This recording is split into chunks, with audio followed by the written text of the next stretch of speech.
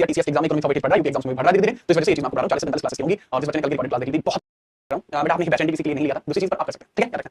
Correct के according मैंने आपको समझाने की आपको कोशिश की। अच्छा उसके बाद मैंने बताया ओरिजिन ऑफ इकोनॉमिक्स, आखिरकार इकोनॉमिक्स की स्टार्टिंग कैसे होती है, इकोनॉमिक्स की स्टार्टिंग कराने के बाद भारत में इसकी स्टार्टिंग कैसे होती है वो भी मैंने बताया। वेल उसके बाद मैंने इसके बेसिक कांसेप्ट क्लियर किए, जैसे आधुनिक युग में ओरिजिन ऑफ इकोनॉमिक्स को अर्थशास्त्र को विषय के अनुसार स्थापित इन्हीं के प्रयासों से हुआ है, ठीक है। चलिए आधार फिर मैंने बताया क्लासिफिकेशन ऑफ इकोनॉमिक्स, अर्थशास्त्र का विभाजन बताया था मैंने कि आधार के आधार पर अर्थशास्त्र का विभाजन अर्थशास्त्र ग्रैंडर फिक्स नहीं किया है।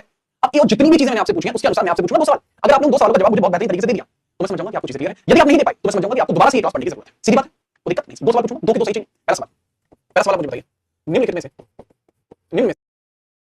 जेम किसकी नहीं है? मैंने आपको कल जेम किसकी काफी सारी किताब बताई थी, जैसे थ्योरी ऑफ मनी, कल की क्लास में आए थे नहीं आए थे, कल की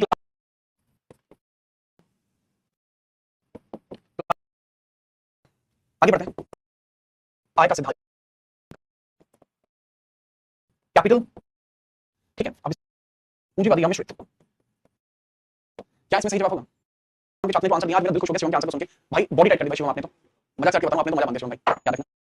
8 के आसपास रिलीज हुई थी, मैं क्लेम नहीं कर रहा हूं कि सही आंसर 1928 में रिलीज हुई थी, मैंने पूछा भी नहीं है, कोई नहीं पूछा, बहुत हार्ड चीज है और भाई को याद बता दी। थ्योरी ऑफ एम्प्लॉयमेंट इन्हीं की बुक है, थ्योरी ऑफ मनी इन्हीं की बुक है, मैंने कहा था मैंने थ्योरी ऑफ मनी पढ़ी हुई है, कल बताया था। वेल्थ ऑफ नेशन इनकी बुक नहीं है, this is the book of अपने एडम स्मिथ, और this the plan economy of India, या प्लान इकोनॉमी लिखा था बस मैंने, plan economy of India book का नाम, प्लान इकोनॉमी से भी फेमस है वो, ठीक है। This was written by M Visvesvaraya, ठीक है। तो correct answer is DND, Shivam ने आंसर लिखा था डीएनडी, याद रखना। इसलिए मैंने कहा था देखो बात क्या है, मैंने आप जाके इसमें ऑप्शन रखे थे क्योंकि पहली बात एग्जाम नहीं है, दूसरी आपको ध्यान से लिखना है, ठीक है। चलिए दूसरी, एक देश की आय का सिद्धांत किस अर्थशास्त्र का हिस्सा है? एक देश की आय का सिद्धांत किस अर्थशास्त्र का हिस्सा है? क्या वो माइक्रो का है? No sir, this is the case of macro. Capital और मिक्स मैंने पढ़ाई नहीं है तो आएगा क्या, और वैसे भी इसका मतलब नहीं होता, सेकंड का भी होगा मैक्रो का। आय रोजगार सिद्धांत किसमें है? क्वेश्चन यही, ऑप्शन यही है, क्वेश्चन नंबर 3। आय रोजगार सिद्धांत कहां पर आपको देखने को मिलता है? आय रोजगार सिद्धांत, आय रोजगार सिद्धांत ये किसका हिस्सा है? किस इकोनॉमिक्स का हिस्सा है? इसको बोलते हैं इनकम, ठीक है, income and employment, income employment theory. बताओ भाई अब आंसर क्या है?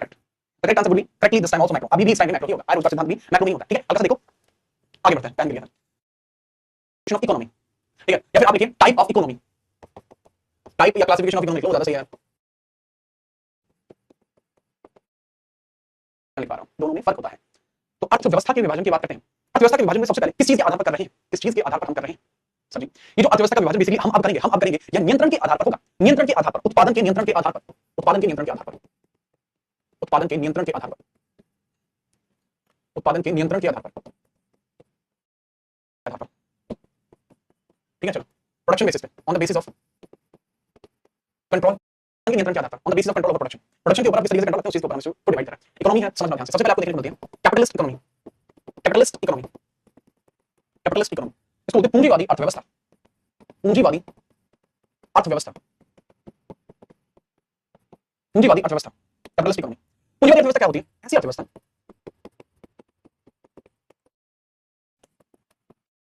आधारों पर निजी कंपनियों का अधिकार होता है, निजी कंपनियों का अधिकार होता है, वह पूंजीवादी अर्थव्यवस्था कहलाती है, वह पूंजीवादी अर्थव्यवस्था कहलाती है, पूंजीवादी अर्थव्यवस्था कहलाती है। मतलब इसमें क्या होगा कि देखो इकोनॉमिक्स होती है ना, मतलब मैं जो चीज आपको लिखवाऊंगा वो आपको नोट नहीं करनी है, समझनी है। देखो जो इकोनॉमिक्स होती है, इकोनॉमी होती है, किसी देश की इकोनॉमी जो होती है, इसका मतलब होता है अर्थव्यवस्था, अर्थव्यवस्था मतलब बेसिकली मनी का मैनेजमेंट ऑफ मनी, ठीक है। चलो इसको क्या बोलते हैं? मैनेजमेंट ऑफ मनी, ये समझना है खाली, मैनेजमेंट ऑफ मनी। अब मनी कहां से जनरेट होगा? Where generate the money, generation की क्या है इसकी, जनरेशन की क्या है, जनरेट कैसे करोगे? तो सब जनरेट मनी को जनरेट कैसे करेंगे? उत्पादित कैसे करोगे मनी को? पैसे पेड़ पे नहीं लगते, याद रखना। उत्पादन कैसे होगा? मनी, मनी बनेगा कैसे? मनी कैसे बनेगा? एक्चुअली मैं पैसे की ये पूछा, नोट कहां बनेंगे? नहीं, मनी कहां से आएगा? मनी एक जगह से दूसरी जगह ट्रैवल क्यों करेगा? तो उस चीज के लिए बता दो, पूरी की पूरी इकोनॉमी, ठीक है, पूरी की पूरी इकोनॉमी, पूरी की पूरी अर्थव्यवस्था का आधार होता है कुछ, और पूरी की पूरी अर्थव्यवस्था का आधार गुड्स एंड सर्विसेज पर टिका हुआ है।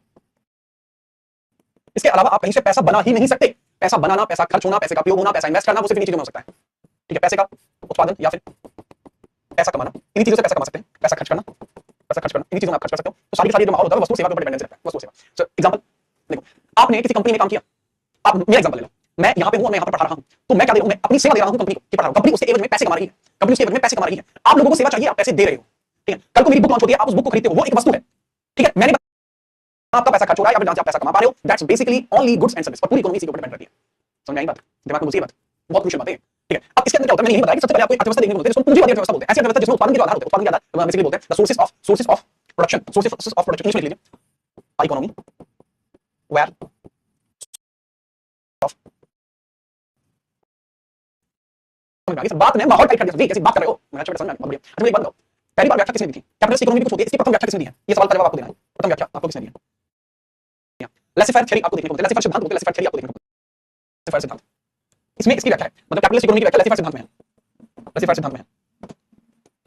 लेसी फायर सिद्धांत में। तो मेरे बच्चे मुझे ये बता दो कि लेसी फायर सिद्धांत उल्लेखित कहां पे है? लेसी फायर सिद्धांत आपको कहां पे है? ठीक है, पूरी स्पेलिंग लेसी फायर, लेसी मतलब बोलने का तरीका है वो एक्चुअली जो इंग्लिश बताइए। नहीं पता। देखो लेसी फायर सिद्धांत की ये जो थ्योरी है ये बेसिकली एक्सप्लेन की गई थी। इस लेसी फायर सिद्धांत को पहली बार जो हमने देखा था वेल्थ ऑफ नेशन बुक में। कहां देखा था? वेल्थ ऑफ नेशन नाम की बुक में हमने देखा था।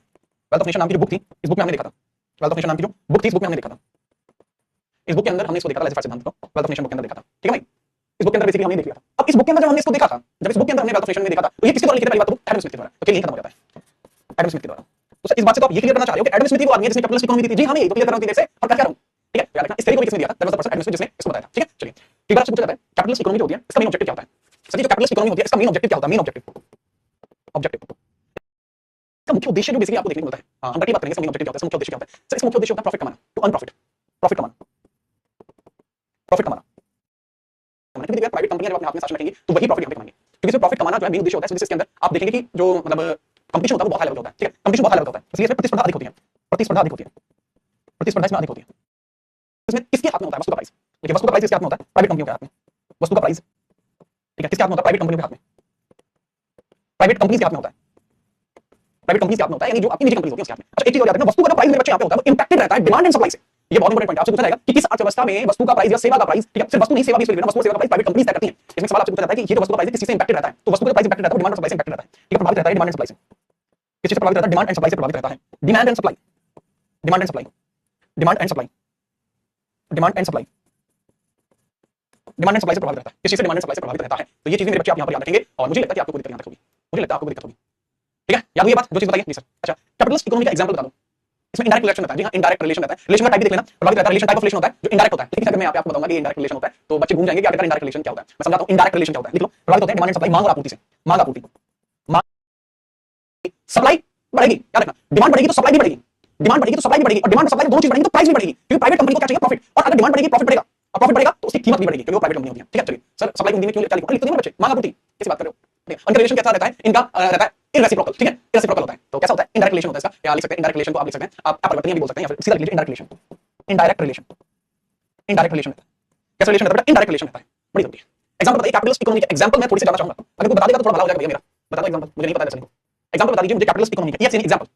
देखो अब बात को समझना, एक और मैं आपको यहाँ पे चीज समझाना चाहता हूँ, यहाँ पे एक चीज आपको और समझाना चाहता हूँ। ये जो है ना ये रफ पेज है मेरा, ताकि आपको समझाऊं। दिस इज रफ पेज, ये आपको नोट नहीं करना होता है, रफ पेज है। अच्छा अगर मैं आपसे कहूँ इसमें से कौन सा शब्द ठीक है, which of the following is correct? अगर मैंने कहा आपसे इंडियन इकोनॉमिक्स मिक्स या इंडियन इकोनॉमी,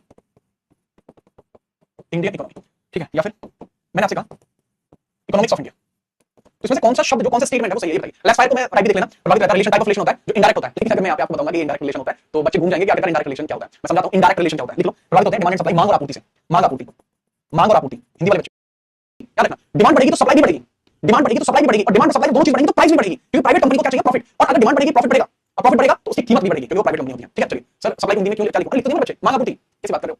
ठीक है, उनका रिलेशन कैसा रहता है? इनका रहता है इरेसिप्रोकल। ठीक है, इरेसिप्रोकल होता है। तो कैसा होता है? इनडायरेक्ट रिलेशन होता है इसका, या लिख सकते हैं इनडायरेक्ट रिलेशन को आप लिख सकते हैं, आप अपरिवर्तनीय भी बोल सकते हैं या फिर सीधा लिख लीजिए indirect relation, indirect relation. Example बताइए कैपिटलिस्ट इकोनॉमी का एग्जांपल मैं थोड़ी सी जानना चाहूंगा, अगर कोई बता देगा तो थोड़ा भला हो जाएगा भैया मेरा। बता दो एग्जांपल, मुझे नहीं पता है दरअसल। एग्जांपल बता दीजिए मुझे कैपिटल, ये जो है ना ये रफ पेज है मेरा, ताकि आपको समझाऊं। दिस इज रफ पेज, ये आपको नोट नहीं करना होता है, रफ पेज है। अच्छा अगर मैं आपसे कहूं इसमें से कौन सा शब्द ठीक है, which of the following is correct? अगर मैंने कहा आपसे इंडियन इकोनॉमिक्स मिक्स या इंडियन इकोनॉमी, इंडियन इकोनॉमी ठीक है, या फिर मैंने आपसे कहा इकोनॉमिक्स ऑफ इंडिया,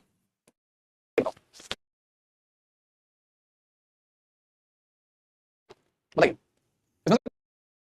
इकोनॉमिक्स क्या है? इकोनॉमिक्स एक सब्जेक्ट है, एक सब्जेक्ट है। अगर मैं आपको बेसिकली ग्रामर नहीं पढ़ाना चाहता, मैं आपको आप बहुत बढ़िया तरीके से पढ़ रहे होंगे, मैं आशा करता हूं कि आप अपनी ग्रामर बहुत अच्छे से पढ़ रहे होंगे, लेकिन इकोनॉमिक्स एक सब्जेक्ट है। इकोनॉमिक्स क्या सब्जेक्ट? विषय, विषय, विषय है एक, और विषय को हम एक नाउन कंसीडर करते हैं, नाउन कंसीडर करते हैं। इंडिया एक कंट्री है और इंडियन जो है एक प्रकार का एडजेक्टिव है। अगर बात करें इंडियन इकोनॉमिक्स ग्रामेटिकली सही हो सकता है, ग्रामेटिकली सही हो सकता है, ग्रामेटिकली ठीक है, क्योंकि this is adjective and this is a noun, तो ये जो है एडजेक्टिव जो है नाउन क्वालिफाई बन जाएगा। बहुत जल्दी हो गया। इंडियन इकोनॉमिक्स में इकोनॉमिक्स एक विषय होता है और इंडियन के साथ लगाकर उस विषय को विषय नहीं बना सकते इकोनॉमिक्स की फॉर्म में। याद रखना इंडियन इकोनॉमी हमेशा सही होता है, क्योंकि अगर मैं इसको हिंदी में लिखूं, अगर इसका हिंदी रूपांतरण करूं तो ये होगा भारतीय, ठीक है, भारतीय अर्थशास्त्र, अर्थशास्त्र। तो एक तरीके से मैं देखूं तो सही भी हो सकता है, ठीक है, लेकिन इसके लिए जो उपयुक्त शब्द माना जाता है वो भारतीय अर्थव्यवस्था मानी जाती है। क्या? भारतीय अर्थव्यवस्था मानी जाती है, अर्थव्यवस्था मानी जाती है, क्योंकि भारत की जो अर्थव्यवस्था है वो रुकी हुई नहीं है, दैट इज नॉट स्टॉप्ड। ठीक है, दैट्स नॉट स्टॉप्ड, वो रुकी हुई नहीं है, वो चल रही है, यानी वो प्रैक्टिकल है, यानी एग्जैक्टली वो चल रही है, प्रैक्टिकली ओके है, ये प्रैक्टिकली ओके है। तो प्रैक्टिकली बात की गई है भारतीय अर्थव्यवस्था। तो याद रखना इकोनॉमिक्स ऑफ एनी कंट्री, ठीक है, economics of any country, economics of any country, economics of any country क्या कहलाएगी? इकोनॉमी कहलाएगी, economics of any country is called economy. तो यहां पे अगर मैं बात करूं कैपिटलिस्ट इकोनॉमी किस देश में पाई जाती है, तो that's American economy, America, America, America, ठीक है, तो ये इसके बेस्ट एग्जांपल है। अमेरिका एक कनाडा है, इसके बेस्ट एग्जांपल है। यहाँ पे इस प्रकार की चीजें आपको देखने को मिल जाती हैं, ठीक है, याद रखना। एग्जांपल यूएसए एंड कनाडा, यहाँ पे पूंजीवादी अर्थव्यवस्था होती है, ठीक है, याद रखना। अच्छा, एक बात अगर मैं पूछूं कि क्या पूंजीवादी अर्थव्यवस्था में गवर्नमेंट प्राइस चेंज कर सकती है? तो नहीं, गवर्नमेंट प्राइस चेंज नहीं कर सकती। गवर्नमेंट में वो दम नहीं है कि वो प्राइस चेंज कर सके। रीजन ये है कि प्राइस जो चेंज कर सकते हैं इसमें प्राइवेट कंपनी कर सकती है, क्योंकि वस्तु का प्राइस प्राइवेट कंपनी के हाथ में होता है। I had already discussed about it. तो मित्रों आगे बढ़ो, ये आपकी कैपिटल इकोनॉमिक्स हो चुकी है, कैपिटल इकोनॉमी कंप्लीट हो चुकी है, और इसमें फिर आपको कोई डाउट नहीं रहा होगा मेरे भाई। इकोनॉमिक्स की बात करते हैं, इसी सोशल इकोनॉमिक्स की बात करते हैं, समाजवादी अर्थव्यवस्था, जिसको सोशलिस्ट इकोनॉमिक्स बोला जाता है, समाजवादी अर्थव्यवस्था, सोशलिस्ट इकोनॉमिक्स। अगर मैं इकोनॉमिक्स लिख दूंगा तो गलत नहीं है, अगर आप सोचो कि गलत है, नहीं गलत नहीं है, मैं सोशलिस्ट इकोनॉमिक्स भी लिख सकता हूं, क्योंकि मैं तो आपको थ्योरी पढ़ा रहा हूं, लेकिन मैं इसलिए नहीं लिखता हूं, फिर आप कंफ्यूज होंगे अपनी बुक देखकर, इसलिए नहीं लिखता। पुरानी बैचेस में तो मैं लिखता था, इकोनॉमिक्स लिखता था, बताता था, मैं एक्सप्लेन करता था। तो समाजवादी अर्थव्यवस्था क्या होती है? ऐसी अर्थव्यवस्था जिस गवर्नमेंट का अधिकार, सरकार का अधिकार, सरकार का अधिकार, सरकार का अधिकार, ठीक है, सरकार का अधिकार। ऐसी अर्थव्यवस्था जिसमें उत्पादन के स्रोतों पर सरकार का अधिकार, यानी कोई भी चीज बनेगी, कोई वस्तु बनेगी, कोई गुड बिकेगा, कोई सर्विस बिकेगी, ट्रांसपोर्ट होगा, तो सबका अधिकार किस चीज का होगा? मेरे भाई सबका अधिकार होगा गवर्नमेंट का। किसका? अपनी गवर्नमेंट से, गवर्नमेंट का अधिकार होगा। ये चीज हमें क्लियर होगी। अच्छा, इसके अंदर ऑब्जेक्टिव क्या होता है इस अर्थव्यवस्था का? इसका ऑब्जेक्टिव होता है कल्याण, समाज का कल्याण करना, सोशल वेलफेयर, समाज का कल्याण, समाज का कल्याण करना। इसके अंदर कॉम्पिटिशन नहीं होता, इसके अंदर नो कॉम्पिटिशन, इसके अंदर कॉम्पिटिशन नहीं होता। इसके अंदर प्राइस किसके हाथ में होते हैं? प्राइस किसके हाथ में होते हैं? गवर्नमेंट के हाथ में होते हैं। तो इस वजह से प्राइस गवर्नमेंट के हाथ में होते हैं, तो इसमें डिमांड एंड सप्लाई भी काम नहीं करती। डिमांड एंड सप्लाई के कारण वस्तु की कीमत प्रभावित रहती है, वस्तु की कीमत प्रभावित रहती है, जबकि सोशल में ऐसा नहीं होता, जबकि सोशल में ऐसा नहीं होता। सोशल में कॉम्पिटिशन इसमें भी होता है, बहुत कम होता है, ठीक है, नो कॉम्पिटिशन, लेकिन अगर होता भी है तो बहुत कम होता है। गवर्नमेंट आपस में प्रतिस्पर्धा करने लगती है, एक दूसरे स्टेट जो है आपस में प्रतिस्पर्धा करने लगती है, जब जियोपॉलिटिक्स पढ़ोगे तो पता लगेगा, ठीक है। चलिए ये सब चीज ठीक है, ठीक है। एग्जांपल बताइए समाजवादी अर्थव्यवस्था, एग्जांपल बताइए यूएसएसआर जो पहले चला, ठीक है, रशिया आपको यहाँ देखने को मिल जाएगा। जहाँ आपको अर्थव्यवस्था, एक और अर्थव्यवस्था भी होती है, इसी के प्रकार में है वो, बेसिकली इसका एक प्रकार हो गया। ये तो हमारी बी टाइप होगी, ठीक है, क्लासिफिकेशन किया था, तो ये तो हमारी ए हो गई, ठीक है, ये तो हमारी ए हो गई, ये हमारी बी हो गई, ये क्या होगी? हमारी बी टाइप होगी। लेकिन इसी बी के अंदर भी एक और आपकी होती है साम्यवादी अर्थव्यवस्था, जिसको हम बोलते हैं साम्यवादी अर्थव्यवस्था। नॉर्वे है, स्वीडन है, नॉर्वे में यही पाई जाती है, नॉर्वे में यही पाई जाती है, जो नॉर्वे यूनिवर्सिटी कराती है। तो नॉर्वे यूनिवर्सिटी का टेस्ट भाई ने दिया था, क्योंकि मेरी क्लास के एक दो दोस्त ने दिया था। तो अब नॉर्वे यूनिवर्सिटी के अंदर टेस्ट आप दे देना, ठीक है। उस टेस्ट के अंदर अगर आप 85% से ज्यादा लेकर आते हैं, तो इन दैट कंडीशन आपका जो सिलेक्शन है वो हो जाएगा, आपको कोई भी फीस नहीं देंगे स्कूल की, ठीक है, मतलब वहां आपके वहां हॉस्टल वगैरह की कोई फीस आपको नहीं देंगे, वहां जाना रहना है बस, ठीक है। लेकिन दिक्कत आती है, दिक्कत यहाँ आती है कि यहाँ से लेके वहां तक हॉस्पिटल की चार्ज, मतलब यहाँ से नॉर्वे जाने का चार्ज है, वो भाई होता है तकरीबन 6 से लेकर 9 लाख के बीच में। तो भाई मेरे पास वो भी नहीं है, ठीक है, तो इस वजह से मैं नॉर्वे नहीं गया, ठीक है। चीज मजेदार है, ठीक है। अगर कोई आओ तो वो नॉर्वे का टेस्ट होता है, नॉर्वे यूनिवर्सिटी कराती है उसको, फिनलैंड वाली, ठीक है, वहां पे होता है, बढ़िया है, ठीक है। नॉर्वे बेसिकली ऑस्लो यूनिवर्सिटी, ठीक है, ठीक है भाई। तो क्लियर है, मजेदार चीज है, ताकि मेरे को देखना। इसके बाद होती है एक साम्यवादी अर्थव्यवस्था, साम्यवादी अर्थव्यवस्था, साम्यवादी अर्थव्यवस्था इसी के टाइप जैसे होती है, इसको बोलते हैं communist economy, communist economy, communist economy. Communist economy basically क्या होती है? कम्युनिस्ट इकोनॉमी बेसिकली क्या होती है? कम्युनिस्ट इकोनॉमी के अंदर होता है कि जितने भी उत्पादन के स्रोत होते हैं, जितने भी उत्पादन के स्रोत होते हैं, बाजार जो होता है, उत्पादन के स्रोत अथवा बाजार, उत्पादन स्रोत अथवा बाजार पर जो नियंत्रण होता है, बाजार पर नियंत्रण, बाजार पर जो नियंत्रण होता है मेरे बच्चे, वो किसका होता है नियंत्रण? तो बाजार पर जो नियंत्रण होता है, पेट्रोल जो होता है, ठीक है, चलिए वो किसका होता है? साम्यवादी अर्थव्यवस्था, किसका होता है? शासक का, राजा का। बाकी चल रही हो, जहां राजतंत्र चलता है, जहां राजतंत्र चलता है वहां पर ये चलती है, याद रखना, राजतंत्र चलता है ना। China is also considered in this, note करो भाई। कब कराती है किस वेबसाइट पर? भाई इसके लिए फॉर्म फिल किए जाते हैं अप्रैल मंथ में, और एग्जाम जो होता है वो जून में होता है, ठीक है, नोट करो आगे। किसके द्वारा किया गया था साम्यवादी अर्थव्यवस्था का जिक्र? पहली बार किसके द्वारा किया गया था? Was a person who had given a specific note about the socialist economy। इसका विचार सबसे प्रथम किसने दिया था? इस प्रकार का विचार जो है वो किसने दिया सबसे पहले?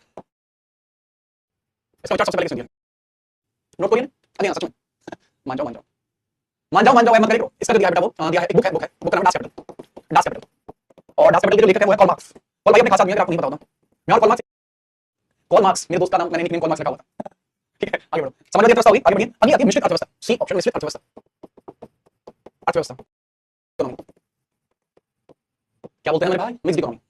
ये कैसी होती है? जिसमें उत्पादन के स्रोत के स्रोतों पर गवर्नमेंट और प्राइवेट कंपनी दोनों का अधिकार हो, कंपनी दोनों का अधिकार हो। एक तरीके से देखें तो ए प्लस बी है थोड़ा सा, ठीक है, ए प्लस बी थोड़ा सा आपका मिक्स होकर देखने को मिलता है, ए प्लस बी थोड़ा सा मिक्स होकर आपको देखने को मिलता है। जैसे एग्जांपल के लिए मैं एक एग्जांपल लूंगा, बहुत बढ़िया तरीके से आपको समझ में आ जाएगा, ठीक है। चलिए, ऐसे तो सोशलिस्ट और कम्युनिस्ट इकोनॉमी से नहीं, नहीं मेरे भाई, सेम काम ये। सोशलिस्ट और कम्युनिस्ट अलग अलग होती है। कम्युनिस्ट वहां होती है जहां राजतंत्र होता है, और जो समाजवादी अर्थव्यवस्था वहां होती है जहां सरकारें चलती हैं, गवर्नमेंट चलती है। कोई इलेक्शन होते हैं नहीं होते, बस इतना पैसा। अरे भाई इसमें उत्पादन के स्रोतों पर शासक का अधिकार हो जाए, मोनार्की चलती है, मोनार्की नहीं पता क्या होता है? मोनार्की राजतंत्र होता है यहाँ पे, ठीक है, रुद्रांश। हाँ तो भाई उत्पादन के स्रोतों पर गवर्नमेंट का अधिकार होता है, प्राइवेट कंपनी का अधिकार होता है। बात सारी है कि इनका ऑब्जेक्टिव क्या होता है?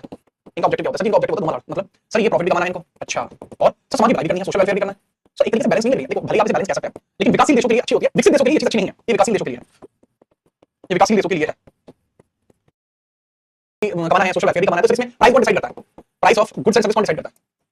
वस्तु और सेवा का प्राइस कौन निर्धारित करता है? मूल्य निर्धारण कौन करता है? मूल्य निर्धारण सर कुछ चीजें होती हैं जिसका मूल्य निर्धारण जो है वो गवर्नमेंट करती है, कुछ चीजें होती हैं जिसका मूल्य निर्धारण प्राइवेट कंपनी करती है, कंपनी करती है। तो दोनों ही इसके अंदर मूल्य निर्धारण करते हैं, याद रखना, मूल्य निर्धारण करते हैं, याद रखिए। जी सर मुझे लगता है कोई दिक्कत आप में से किसी को भी आएगी।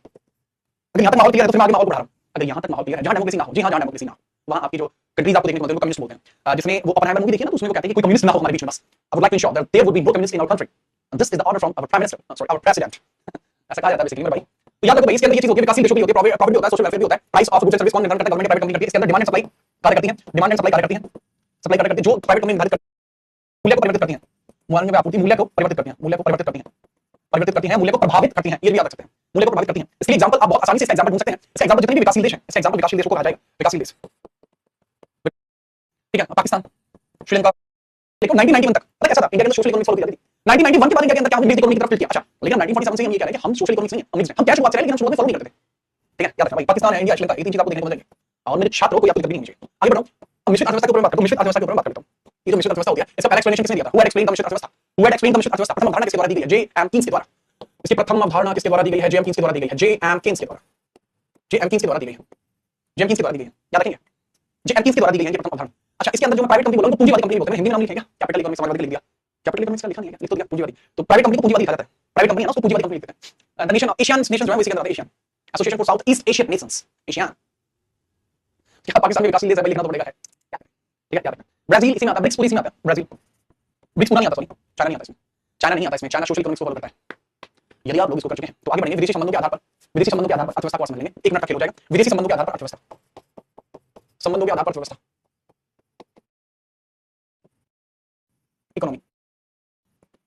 ये बंद अर्थव्यवस्था और ये खुली हुई अर्थव्यवस्था, एक ऐसी अर्थव्यवस्था जो दूसरे देशों से आयात निर्यात होता हो, इंपोर्ट एक्सपोर्ट होता हो।